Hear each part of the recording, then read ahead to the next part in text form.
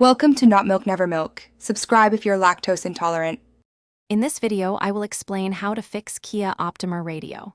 First, disconnect the negative battery terminal to prevent shorts, then remove the trim panels carefully using plastic pry tools.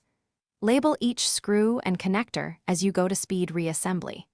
If your radio has a security code, have it ready before power is restored so you can test the unit immediately after reinstalling. Start by turning the key to accessory and checking for power at the radio harness with a multimeter. If you see 12V at constant or accessory pins, the radio has power and the issue may be ground or speakers. Inspect the antenna and speaker connections for corrosion, loose pins, or chewed wires. Swap known good speakers if needed and note any blown fuses under the hood and dash before continuing. If you're finding this helpful, please subscribe and like for more easy car repair tips.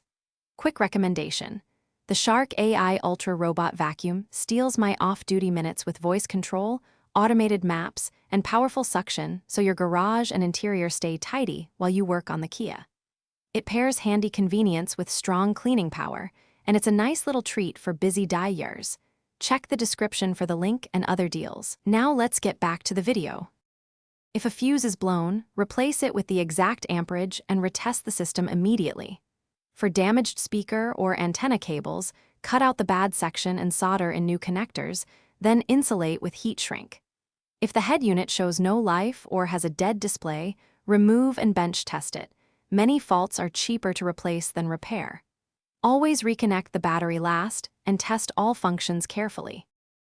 Thanks for watching. If this was helpful, leave a like and consider subscribing. See you next time.